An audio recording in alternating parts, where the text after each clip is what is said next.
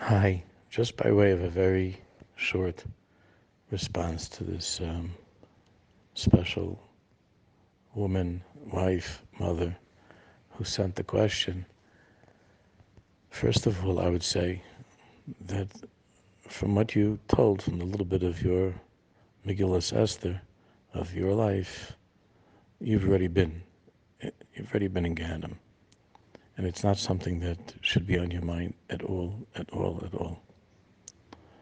What you've been through, the abuse, emotional and physical, which then threw you into a certain tailspin of life and how to react and to respond to your own sibling, and all that you've been doing to build your life and to climb out of that Gehinom has more than completed whatever sentence there was, for whatever reason, from an earlier lifetime that you had to go through these difficulties.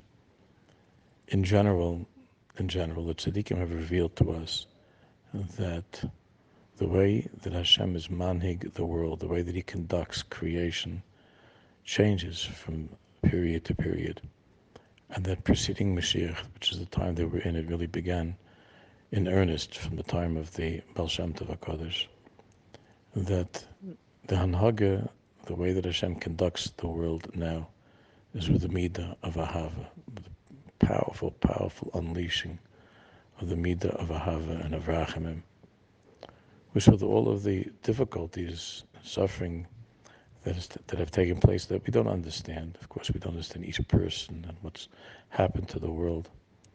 But one thing is very clear, that we see in the world of education, even in the secular and non-Jewish world, education and child rearing, relationships, in all areas of life, that fear, intimidation, punishment, measure for measure, not only no longer resonate, but they no longer work.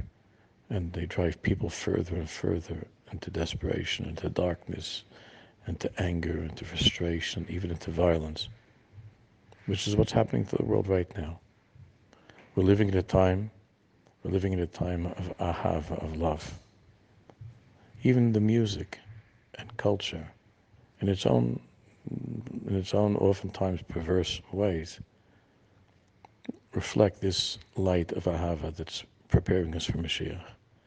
Therefore, the emphasis now is not on this issue or this inyan of whatever Gehinom is. Gehinom is another word for things being set straight, that order being made. And sometimes discipline is required, and there were periods where that was the main mahalach of setting things straight. That ended a long time ago. I'm not saying that there is no existence of this reality of Gehinom, but it's not the paintings of the Middle Ages, and it's not anymore and the words of some of the old Musar books are no longer relevant for the time that we're living in. We're now at a time of ahava, of love, and the Jewish people as a people went through the Holocaust and have been through other difficulties over the past period of time that have completely broken through that world of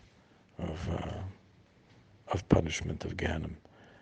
Of course, every individual has to do his best and her best to live a healthy and holy life. And when that's not taking place, then Hashem has ways of helping the person return to that seder, to that order of holiness. But the Gehinom is not a Gehinom of fire and of punishment. It's a Gehinom now more of people who are aloof and far from each other, what the Swarm call a Gehinom of ice, that we bring upon each other. Not that Hashem brings upon us, but we bring upon each other.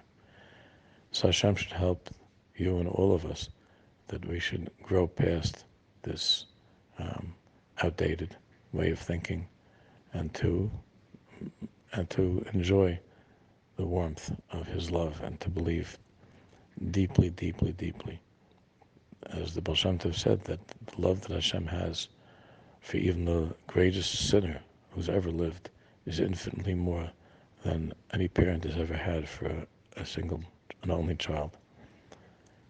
And you should only study those Sfarim, those books that emphasize that outpouring of Hashem's love for each and every one of us. And maybe believe that with all of our hearts.